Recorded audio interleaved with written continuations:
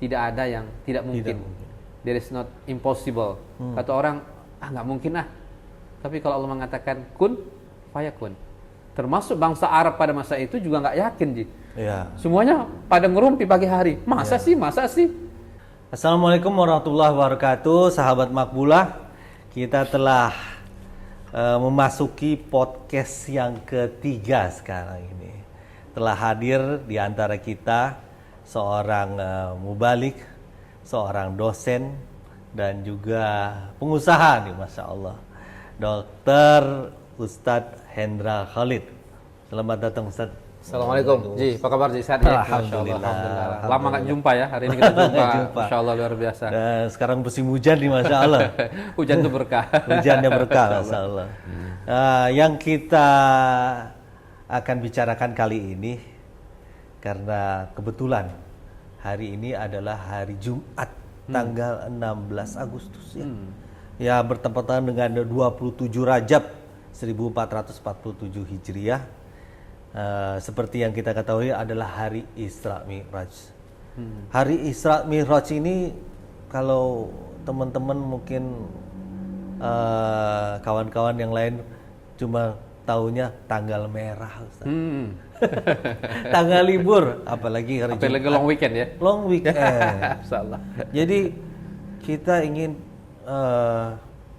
sedikit membicarakan ya makna dari Isra Mi'raj. Bukan hanya sekedar hari libur, iya tanggal di mana Rasulullah menerima wahyu langsung dari Allah. Hanya sebatas itu, menerima perintah sholat. Tapi kita ingin ada satu ilmu nih, Ustaz. Jadi apa hikmah dari semua itu? Dan Masya Allah, di sini saya minta Pak Ustadz bisa menjelaskan kepada kita ini. Silakan, Pak Ustadz. Baik, Ustadz Kiai Haji Syarif, ya Masya Allah luar biasa, dan sahabat Makbulah. Assalamualaikum warahmatullahi wabarakatuh. Waalaikumsalam. Alhamdulillahi rabbil alamin. Assalatu wassalamu ala asrafil anbiya wal mursalin wa ala alihi wa sahbihi ajma'in, amma ba'du. Subhanalladzi asra bi 'abdihi lailan minal masjidil haram ilal masjidil aqsa alladzi barakna haulahu linuriyahu min ayatina innahu huwas samiul basir. Al-Isra. Nah, ayat 1. Nah, sahabat Makbulah, sebagaimana pertanyaannya Pak Haji Syarif tadi, apa sih hikmahnya Isra Mi'raj ini kira-kira? Yang pertama, hikmahnya adalah mengingatkan diri kita bahwa Allah itu berkuasa ya untuk menciptakan yang luar biasa dalam hidup kita. Jadi coba bayangkan, Ji, ya pada saat itu Isra Mi'raj, perjalanan antara dari Masjidil Haram ke Masjidil Aqsa itu saya catat itu jaraknya sekitar 1.500 kilometer. Itu ditempuh sekitar 40 hari kalau dengan jalan kaki. Dan 15 jam kalau dengan kendaraan mobil. Tapi bisa dilakukan dalam satu malam. Jadi Masya Allah luar biasa. Jadi Isra itu kalau kita ambil dari surat Al-Quran tadi adalah Alladzi asra bi abdihi. Asra itu berarti memperjalankan Nabi Muhammad lailan minal masjidil haram. Ya, satu malam dari Masjidil Haram ke Masjidil Aqsa. Alhamdulillah saya sudah pernah ke dua masjid ini, Ji. Jadi Masya Allah luar biasa diperjalankan ya. Jadi tidak ada yang tidak mungkin dalam hidup ini. Oleh karena itu luruskan niat taat pada Allah ya, dan tidak ada yang patut disembah kecuali Allah. Maka keajaiban hidup, keajaiban rezeki itu akan datang. Jadi disinilah kemudian Allah ingin menunjukkan kekuasaannya. Tidak ada yang tidak mungkin. There is not impossible. Kata orang, nggak mungkin ah. Tapi kalau Allah mengatakan kun, fayakun. Termasuk bangsa Arab pada masa itu juga nggak yakin, Ji. Ya. Semuanya pada ngerumpi pagi hari. Masa sih? 1.500 kilo? Iya, nggak mungkin kira-kira gitu kan. Tapi Masya Allah luar biasa. Jadi itulah Isra, perjalanan dari Masjidil Haram ke Masjidil Aqsa. Dan Mi'raj. Nah, Mi'raj itu adalah yang luar biasanya. Dia naik ke Sidratul Muntaha, ketemu Allah. Jadi Masya Allah luar biasa. Pertanyaan sederhana, bisa tidak kita Isra dan Mi'raj juga? Nah, para ulama memahami bahwa Rasulullah ini Isra dan Mi'raj ini adalah ruhan wa jasadan. Jadi ruhnya dan jasadnya ketemu Allah. Nah, kita bisa nggak? Nah, para ulama mengatakan bisa. Karena as-sholatu, salat itu merupakan mi'rajnya orang mukmin. Jadi ketemunya kita dengan Allah itu kapan? Saat salat. Iyyaka na'budu wa iyyaka nasta'in. Ya Allah, Allahu Akbar, hanya Engkau yang maha besar. Hanya Engkau pemilik semuanya ini. Hanya Engkau tempat kami mengadu. Hanya Engkau tempat kami bermohon. Apalah kami ini manusia biasa. Hidup ini akan terasa kuat kalau bersama Allah. Hidup ini terasa lemah tanpa Allah.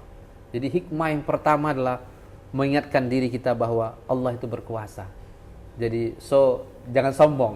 Kaya tak ada yang perlu kita sombongkan. Profesor doktor kita tak ada yang perlu kita sombongkan.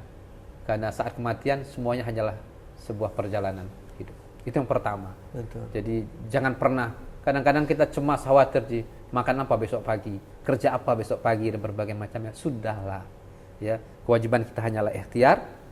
Selepas itu serahkan sama Allah. Allah menyelesaikannya dengan caranya Allah. Iya, betul. Insyaallah. Yang kedua, menarik sebenarnya, Ji. Setelah kesulitan, hikmahnya pasti ada kemudahan. Kita tahu pada saat itu peristiwa Isra Mi'raj itu terjadi pada tanggal 27 Rajab, 10 ya, tepatnya 10 tahun setelah Rasulullah menerima wahyu. Kurang lebih umur 51 tahun.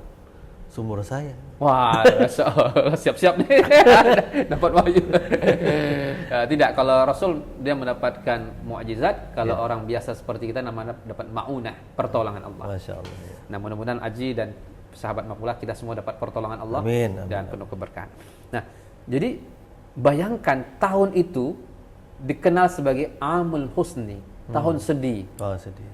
Kenapa sedih? Bayangkan Rasulullah ditinggal wafat oleh istrinya Khadijah. Tercinta, ya. Oh ya, jadi Masya Allah luar biasa ditinggal wafat oleh istrinya, ya. Karena istri inilah yang meyakini bahwa Nabi itu menerima wahyu. Bayangkan kekasih belahan jiwa yang luar biasa, yang membantu dakwahnya Rasulullah. Saat orang nggak percaya, istri yang percaya. Betul. Jadi betapa sedihnya Rasulullah. Yang kedua, Rasulullah pun ditinggalkan oleh pamannya yang membantu dakwahnya. Meskipun Rasulullah sedih sampai akhir hayatnya, tidak bisa dia memberikan hidayah. Iya, betul. Innaka lan tahdi man ahbabta, kata Allah. Kamu nggak bisa memberikan hidayah sekalipun pada orang kau cintai.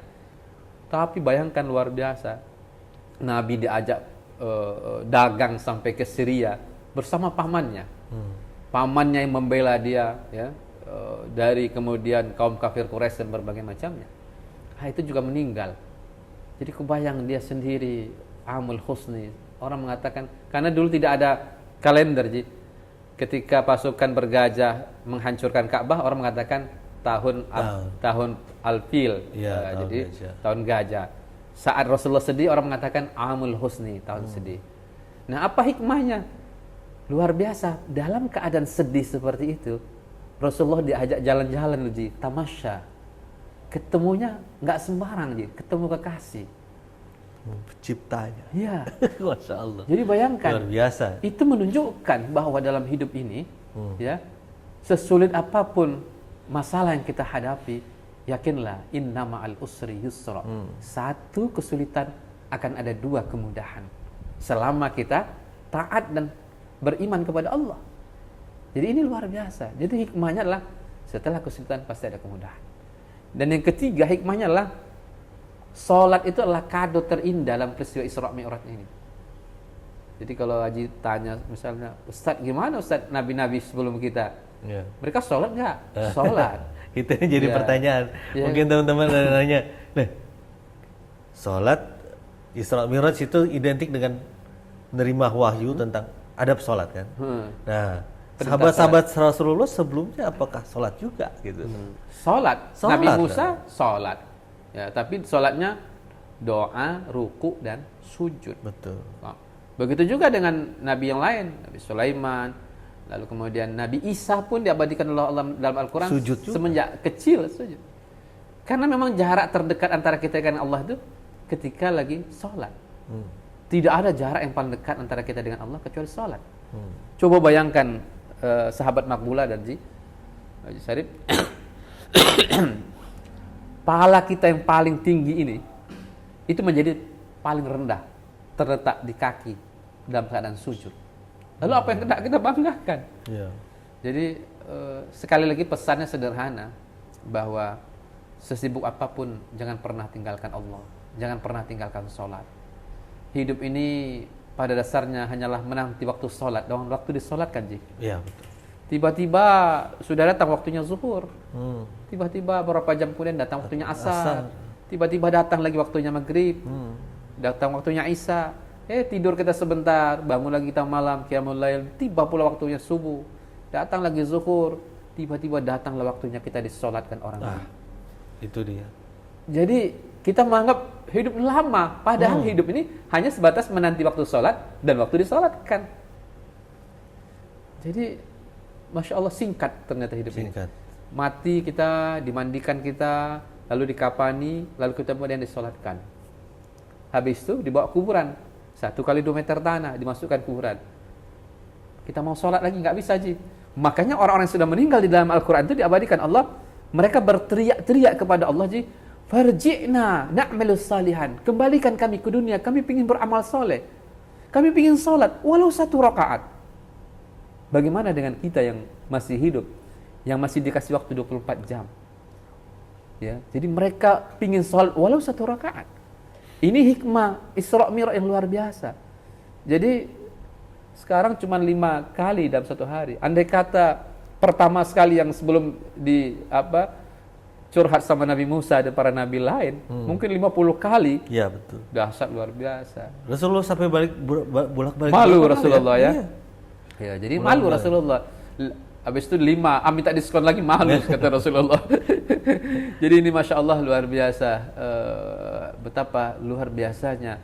Nah, kita masih ingat, Ji, bagaimana Rasulullah sendiri, orang yang sudah diampunkan Allah dosanya, ya, dekat sama Rasulullah, dekat sama Allah.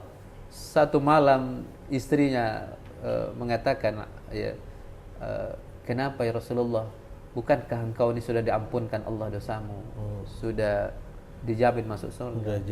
Kenapa kau masih qiyamul lail, masih sholat, sampai kakimu bengkak? Apa kata Rasulullah? Apa enggak boleh aku menjadi abdan syakuran, menjadi hamba Allah yang bersyukur? Malu kita, Ji. Malu. Rasulullah sudah dijamin masuk surga. Sudah dijamin. Kita belum dijamin masuk surga. Masih sombong ya? Masih jauh dari Allah. Ya Allah. Nah, itulah. Ini Masya Allah luar biasa. Kalau kita refleksikan diri sendiri ya. Jadi Masya Allah luar biasa. Jadi jagalah sholat.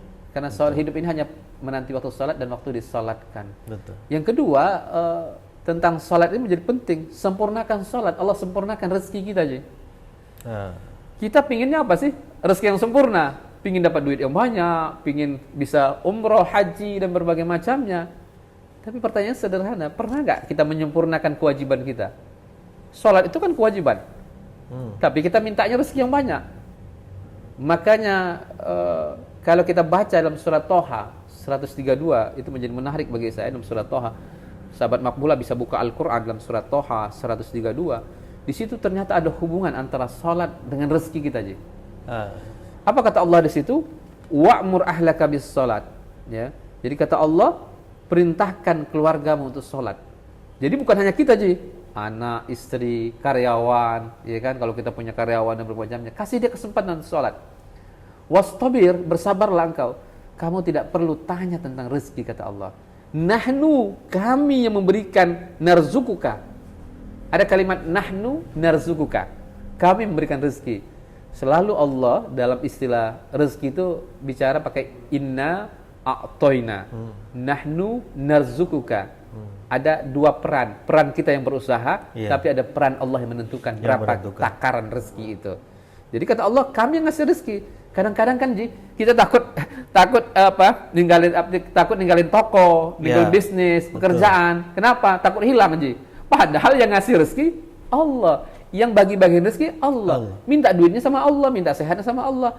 Giliran Allah manggil, pura-pura nggak denger. Nah, jadi Allah tutuplah ayat ini, wal aqibatu litaqwa. Kenapa kami berikan Anda rezeki yang banyak itu? Karena Anda termasuk orang bertakwa. Salah satu ciri orang bertakwa itu rajin sholat.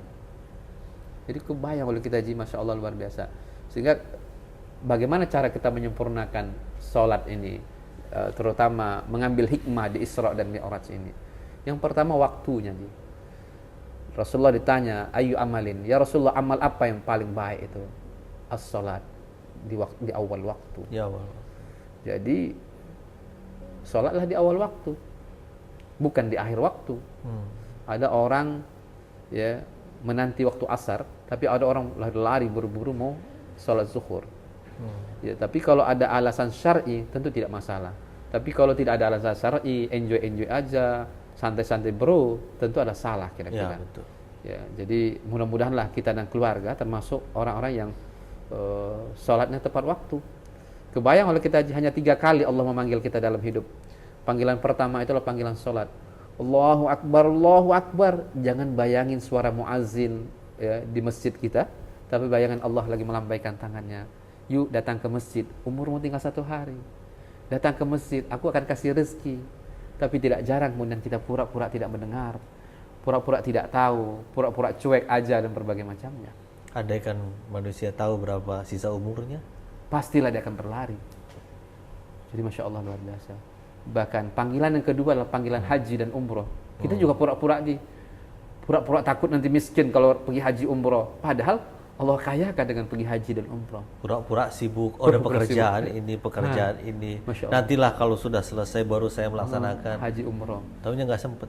Ya. Padahal panggilan kedua ini kita jawablah, labbaik Allahumma labbaik. Ya Allah, aku penuhi panggilan ya Rabb.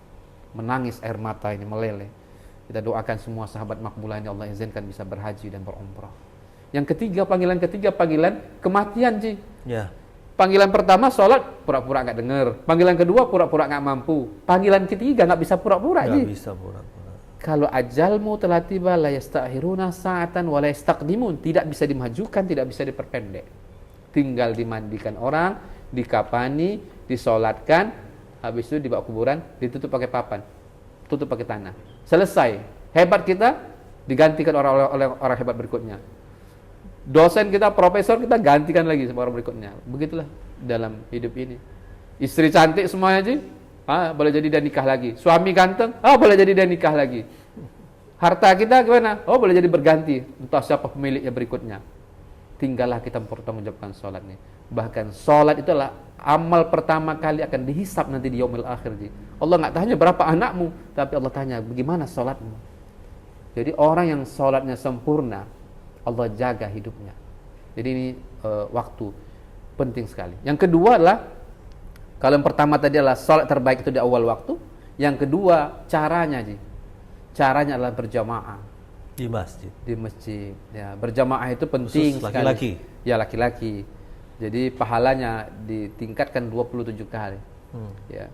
Apalagi kalau kita bisa sholat di Masjidil Haram di 100.000 kali. Masya Allah.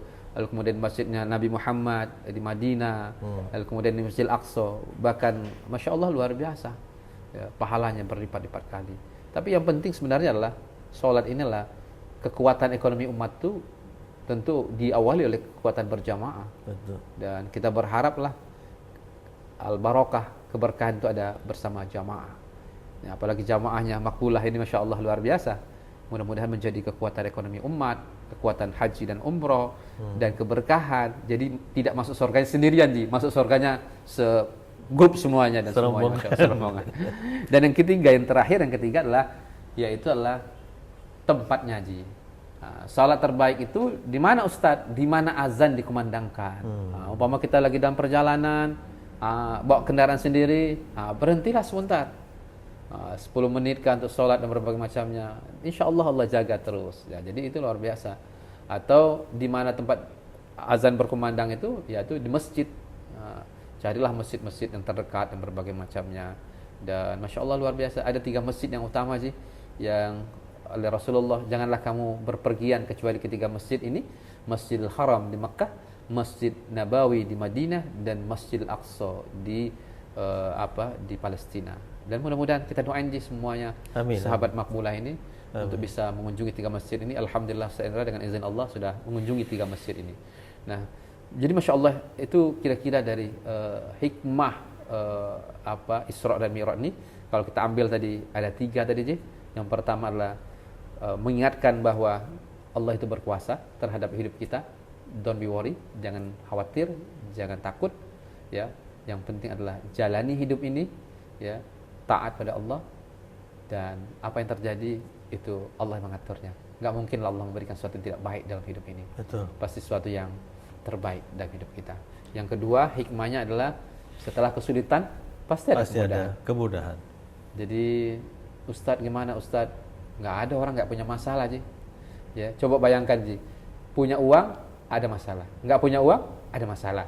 Punya anak, ada masalah. Nggak punya anak, ada masalah juga. Punya pekerjaan, ada masalah. Nggak punya pekerjaan, ada masalah. Kalau begitu, ada nggak yang punya masalah? Nggak ada. Ya. Tinggal bagaimana sikap kita terhadap masalah. Jadi sebenarnya kesulitan itu bukan Allah ingin mengukur seberapa kuat kita, tapi seberapa kuat kita kembali kepada Allahnya. Dan yang ketiga tadi adalah salat adalah kado terindah bagi kita umat Islam yang hari ini kita peringati di Isra Mi'raj ini. Maka kalau mau hidup kita dijaga Allah, kalau rezeki kita mau disempurnakan Allah, maka tadi di surat Toha 132 tadi, dahulukan sholatnya, maka kebahagiaan rezeki akan menyusul berikutnya.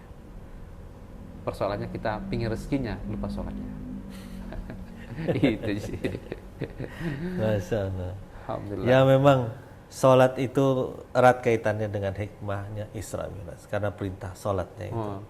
Dan ya seperti kita jadi seorang mahasiswa, kalau kita tidak perhatikan dosen, kalau kita tidak rajin mengerjakan tugas-tugasnya, ya Allah, ya dosennya juga cuek sama kita. Sama seperti Allah.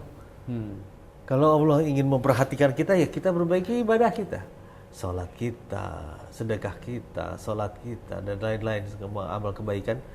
Baru kita berharap bahwa nanti akan diberikan kemudahan. Kalau kitanya bandel segala macam, terus kita berharap kemudahan, ya sama juga bohong lah. Ya, saya teringat ada seorang pengusaha ternama, namanya Mas Budi Harta, mungkin viral di beberapa kanal media sosial kita. Awalnya Mas Budi Harta ini adalah seorang tukang las keliling dari satu komplek lain. Dia punya amalan yang sederhana, tapi luar biasa ajaib bagi saya. Jadi mobil-mobilnya itu kalau lewat di jalan tol kita di Jabodetabek ini, tulisan belakangnya itu adalah utamakan sholat dan selamat. Dan di pabriknya itu tempat terbaik, tempat terbaik di pabriknya itu adalah tempat sholat.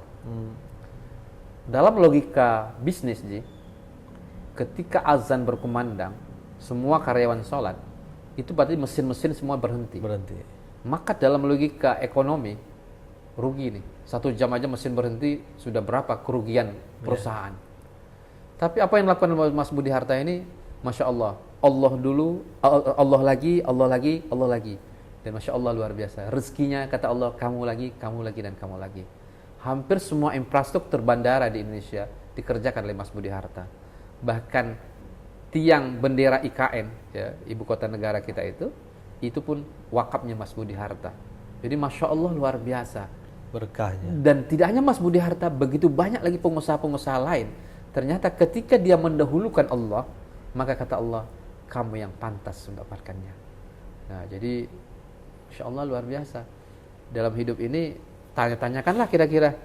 Kita sudah melaksanakan, sudah semangat nih, Ji.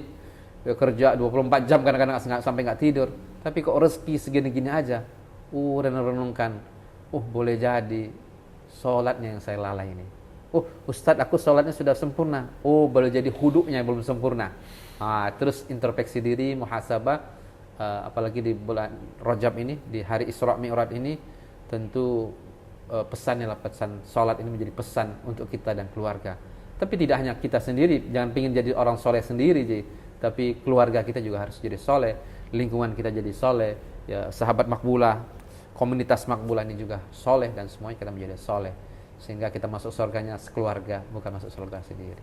Amin, amin, amin ya rabbal alamin. Baik, berarti kita sudah sampai di pembahasan hikmah Isra Mi'raj, ya, artinya sudah selesai. Bisa kita simpulkan bahwa sholat ini adalah suatu ibadah yang utama buat muslim. Dan kemudian sholat itu bukan selama ini kita hanya menggugurkan kewajiban, tapi setidaknya sampai pada tingkat pada kebutuhan hidup kita. Baik.